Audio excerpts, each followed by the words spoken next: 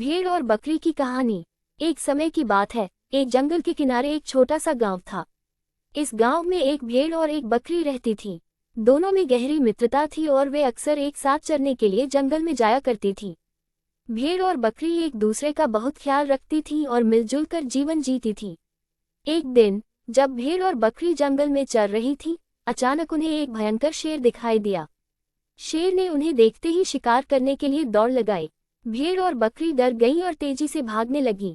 शेर उनके पीछे था और वे दोनों तेजी से एक नदी के किनारे पहुंच गईं।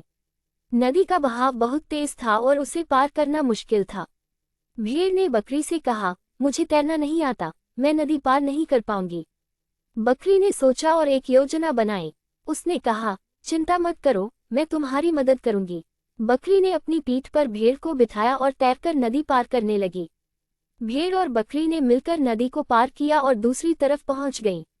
शेर नदी के किनारे रुक गया क्योंकि उसे तैरना नहीं आता था। भेड़ और बकरी ने मिलकर शेर से अपनी जान बचा ली थी। दोनों ने एक दूसरे को धन्यवाद कहा और खुशी खुशी अपने गांव लौट आई। गांव में जब उन्होंने अपनी कहानी सुनाई तो सभी ने उनकी मित्रता और साहस की प्रशंसा की। इस घटना के बाद भेड़ और बकरी की मित्रता और भी गहरी हो गई। उन्होंने ये साबित कर दिया कि सच्ची मित्रता में मिलजुल कर हर मुश्किल का सामना किया जा सकता है। इस कहानी से हमें ये सीखने को मिलता है कि मित्रता और सहयोग से हम किसी भी कठिनाई को पार कर सकते हैं।